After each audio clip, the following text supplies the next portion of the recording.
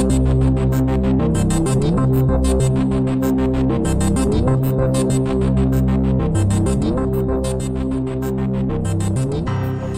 and welcome to the 5th episode of Season 2 of The Dark Money Files, in which we shine a light into a murky world. I'm Ray Blake, and with me is my co-host, friend and business partner, Graham Barrow. Hello, Graham. Hi, Ray. This is the big one then, Graham. Well, judging from the feedback, Ray, I think you're right. Who ever thought that a long-standing and pretty obscure Scottish legal entity would end up playing such a major part in the world of financial crime? I agree. And it's so obscure and it's played such a significant role globally, I think we need to go back to the very beginning and explain it in detail. What, back to 1907? Well, not literally, Ray. I think time travels beyond even us. No, Graham. Not literally, as obviously you knew. I mean that we should start the conversation with the 1907 Partnership Act, or technically the 1890 Partnership Act as amended by the 1907 Act. And that's an important but not generally well-known little snippet, because it's the 1890 Act that specifically states that, quote, in Scotland a firm is a legal person distinct from the partners of whom it is composed, quotes. Yeah, and even more oddly, there's no further guidance as to what that means, nor why it was inserted in the first place. Well, isn't that just weird? And while that might be a 129-year-old legal distinction, it's had pretty far-reaching consequences. Exactly. We know from feedback that lots of our listeners all over the world have had to onboard SLPs, and it isn't always obvious how or why they're different from either limited liability partnerships or the more vanilla limited partnership. So, Ray, what would be the main features you think we need to talk about? Well, I think, as we mentioned, there's the fact that they have distinct legal personality separate from the partners, but there are other aspects as well. So, they have limited filing requirements. The information required about the partners is also quite limited. They can't be permanently wound up, and the person with significant control rules, the PSC rules, were extended to Scottish partnerships later than other UK entities, and they're still not being well enforced. No, and that's quite a list. And already it tells you a lot about why they became so popular with money launderers. Yes, and just to throw one recently discovered small fact into that mix that we will come back to later, SLPs also act as the person with significant control, PSC, for more than 1,500 other UK entities, and just one of those SLPs accounts for 152 all on its own. And yet somehow I'm not that surprised. Well, Ray, you know, after 17 episodes of the Dark Money Files, no, neither am I. So, where do you want to start? Well, Ray, do you want to give us a bit of the historic background as to why they were devised in the first place? Oh, yes. Now, limited partnerships were introduced to allow for people to invest in a partnership while limiting their exposure to the partnership's liability. Right, so unlike us, you and me, when we started out in business all those years ago, with a general partnership, we were both jointly or individually liable for any or all of the partnership's debts if it goes bust. And that's not true of a limited partnership. No, it's not. A general partnership must be composed of two or more general partners, as you point out. But a limited partnership only needs one of those general partners, although it can have more. In all respects, they're the same as a general partner in an ordinary partnership. But a limited partnership also has at least one limited partner who contributes capital but must not be involved in the day-to-day running of the partnership. Okay, and of course the UK is not the only place in the world where you can find them. Oh no, they're found, for example, in the US, New Zealand, and in Denmark, where they're called KS companies, and those companies featured into the report into the Danske Bank affair, you may remember. I do. So all of those are composed of, at a minimum, a general partner and a limited partner, and each of those can themselves, I believe, be a legal entity. Yes, that's right. English, Welsh and Northern Irish limited partnerships are composed in the same way as Scottish, but the big difference is that they don't have this separate legal existence, which means they can't enter into contracts in their own right, they can't sue or be sued, and they can't open bank accounts. All of those things are done in the name of the underlying partners, which means they're exempt from the PSC regime, as it doesn't really have any meaning for an entity which doesn't have separate legal status. Exactly, and I think it's also worth mentioning their tax status at this point, isn't it? Ah, yes, and here they're all the same, which is that they're tax transparent. And by that I mean the limited partnership is not itself assessed for any tax, as all the profits pass through the partnership and are taxed in the hands of the individual partners. And that's why they don't have to file accounts with Companies House. That's right, but then limited liability partnerships, LLPs, are also tax transparent, but they do have to file accounts with Companies House every year. Which is odd, isn't it? I don't really know why that should be, except the only obvious distinction between limited partnerships and limited liability partnerships is that the LLPs extend limited liability to the entire partnership, whereas LPs, of course, maintain open-ended liability for the general partner. But I've no idea if that's the reason for the discrepancy or whether it's just an idiosyncrasy of the system. Well, Graham, maybe if one of our listeners does know the reason why, they might like to drop us a line, either by leaving us a message on our website at thedarkmoneyfiles.com or by emailing us at thedarkmoneyfiles@gmail.com. Excellent. So, Ray, we've established that Scottish limited partnerships, like all others, must be composed of a minimum of one general and one limited partner. But unlike other British limited partnerships, it has distinct legal personality and can do business in its own name. Yes. They've been around for more than 100 years and were originally used in farming tenancies and latterly have been used to good effect in investment fund management. Yes. However, they were discovered, if that's the right word, around 10 or so years ago by those with rather different aims and objectives and put to use in a huge variety of laundromat schemes. You've been looking at spreadsheets again, Graham? I have, Ray. Companies House, to be fair, releases annual statistical reports on incorporations and dissolved companies and such like across all UK jurisdictions and covering the last 6 years. And what does it tell us? Well, it tells us that Scottish limited partnership registrations have gone from 11,099 in 2012-13 to 32,485 in 2017-18, and that's an increase of nearly 300%, although the rate of increase has slowed in the last year or so.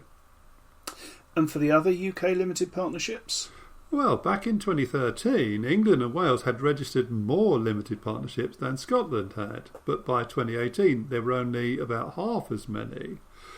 Although there was a sign that registrations were picking up as newly formed England and Wales limited partnerships for the year ending 2018 nearly trebled compared to the previous year at 1,415. And in Northern Ireland? Well, Ray, there's only a tiny number, but it's still interesting because in 2013 there were only 62, which by last year had gone up to 646. Wow. And half of that entire increase occurred in the last year between 2017 and 18, when registrations compared to the previous year were up by 500%. Well, that's definitely one to watch. It is, and one we may come back to. So, shall we move on to the laundromats? Yes, I guess the first real sightings were in the Russian and Azerbaijani laundromats.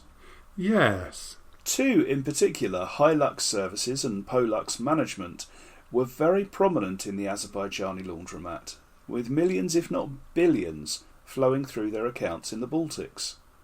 Which is probably a good moment to explain why SLPs became so popular. It is, and it gives us the opportunity to make the point again that the appearance of UK entities in laundromats does not mean that the money was laundered through the UK. No, in fact, just the opposite. The last place they would open an account using a UK entity is actually the UK. The point here is that you can create a SLP online from anywhere in the world pretty much, generate your incorporation paperwork and walk into a bank and open a corporate bank account. which of course you can do in the name of a Scottish limited partnership because it has a separate legal existence. Exactly. And when it comes to the owners? Well, this is where the red flags start to appear, Graham. All these laundromat SLPs exhibited similar structures. Both general and limited partners would be legal entities based in offshore locations such as Belize, Marshall Islands, Dominica or the Seychelles. If they named a PSC, and often they don't bother because, frankly, Companies House doesn't enforce the requirement, it tends to be someone from one of the Central or Eastern European states like Ukraine, Belarus or Uzbekistan. They don't have to file accounts or even provide the addresses or names of the signatories to the partnership applications. Frankly, despite all the transparency, you still know nothing about them. Except, of course, that they are UK companies and therefore carry at least the veneer of respectability. Yes, so when millions of dollars started flowing through the accounts with Danske Bank or ABLV or Truster and others, there was no way of checking or verifying most of the entity information to see if it's reliable. No, and then they started cropping up all over the place. Yes, David Leask at the Herald in Scotland, along with Richard Smith, have been at the forefront of UK media, trying to alert the world to this problem, along with the OCCRP, who we regularly mention, who brought the laundromats to global attention in the first place.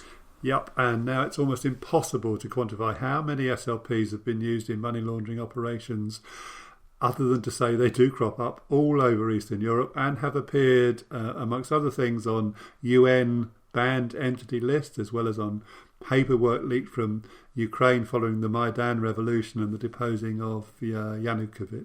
So we'd say that anyone outside of the UK who has onboarded Scottish limited partnerships, which hit one or more of the red flags that we've talked about, should be very watchful and take great care over the due diligence, as there is a high incidence of suspicion in relation to such entities.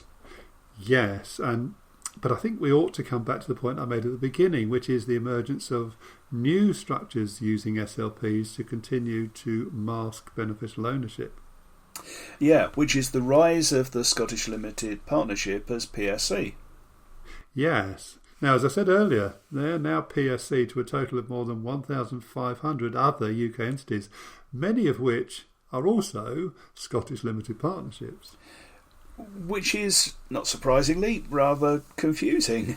Yeah, it is. So let's work our way through one example. And just to reiterate our normal caveat, there is no suggestion of wrongdoing by this company.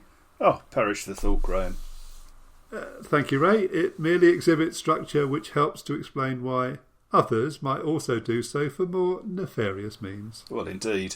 And as previously, we've posted a structure chart to our website at thedarkmoneyfiles.com on the page for Season 2, Episode 5. Okay, so this Scottish Limited Partnership is called Delta Investment LP, of course. It was incorporated in 2014 with Corporate Management Limited as general partner and Capital Consortium Limited as limited partner. Oh, wow. Okay. Both of whom are located in one of our favourite offshore locations, the Seychelles. You know, Ray, we should do a special from there one day. Oh, that'd be nice. Any chance we could get someone to sponsor us, do you think? Possibly, although I don't think the Seychelles Tourist Board will be high on that list. Well, no.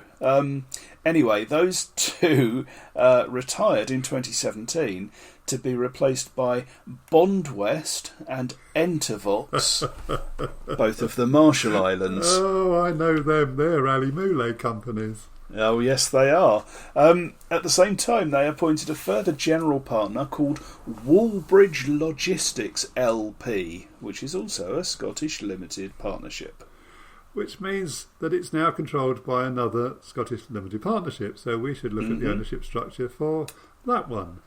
Well, yes, which tells us that the two original partners were Dexburg and Montbridge, also of the Marshall Islands. We should do a special from there too. Yeah. They are also Ali Moulay companies. They certainly are. They were appointed in March 2017, but replaced in December of 2017, shortly after the PSC rules were extended to SLPs by 5 new partners. 5, you say? Oh, yes, 5. With a heavy heart, Ray, I'm going to ask you who they were. Well, unbelievably, Graham, they were 4 limited partnerships and an entity whose status is unknown. Oh, colour me surprised, Ray. And even more unbelievably, they were dotted all over the world. Ray, this sounds awfully like a conversation we had 2 weeks ago about limited liability partnerships. It's very similar, Graham. I guess on the principle that if it works, keep doing it. 2 of these 5 are Canadian limited partnerships, 1 South African and 2 are UK, 1 Northern Irish and 1 English. Okay, so for the UK ones at least, we can further identify the partners, but of course as limited partnerships, they won't have PSCs. No, but if you're interested, Wiltron Nordic, which is the English LP, has Logo Form and Hillmont, both of Nevis as its partners. Both Ali Moulay companies? Well, they certainly fit the template, don't they? Yes, and Lord House Development LP, which is the Northern Irish Limited Partnership, has our old friends Tallberg and Uniwell as partners. Can I call house at this point? I believe I have a full house. Because they are also Ali Moulay companies. Indeed, this is a house owned by Ali Moulay, isn't it? Yeah. So once, surgery. Well, quite.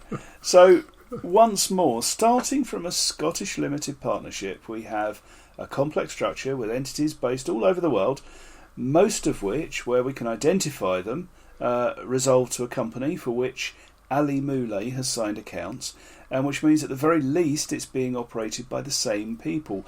But not a single human being has been revealed on the paperwork. No, which only serves to emphasise yet again how careful financial institutions have to be when onboarding these entities, particularly if those financial institutions are not based here in the UK. Yes, and let's not forget that with Scottish limited partnerships there's a special twist to this, because a partnership that you think no longer exists can suddenly come back to life, can't it, Graham? It can and regularly does, Ray. Absolutely. So that's one to watch out for. But I think in passing, given how ubiquitous and important these wider structures are in laundromats, this episode may well have provoked more questions than we can answer in this format. So we'd be delighted to receive any follow-up requests, either direct via thedarkmoneyfiles@gmail.com or via the website at thedarkmoneyfiles.com, or through messaging either of us on Twitter or LinkedIn. Definitely. Okay, so what have we got in store for next week, Graham? Well, Ray, I'm off to Lithuania on Tuesday as a guest of Transparency International. Oh, that's nice. Yes, I'm going to be sitting on an expert panel convened by TI to look at what went wrong in Lithuania that allowed some of its banks to play a central role in many of the laundromats we've talked about, but also, and much more importantly, what they can do to avoid it happening again. Oh, wow. And who else is going to be there? Well, as I understand it, the Bank of Lithuania, members of the banking community from Lithuania alongside the Lithuanian Banking Association, members of social organisations who were affected, and also members of the press. And I think it's also actually open to members of the public. Could be a fascinating couple of days. Indeed it could. So I think if all goes according to plan, at least part of next week's episode could be an explanation of how it went and what emerged from the conversations. But also, Ray, maybe you and I could have a kind of broader discussion about how some of those consequences might affect the wider financial institutions across Europe and beyond. Well, I'm looking forward to it. Thank you for listening to this episode of The Dark Money Files. We hope you enjoyed it. If you would like to listen to future episodes, please subscribe through iTunes, Spotify, or your normal podcast provider. Thanks.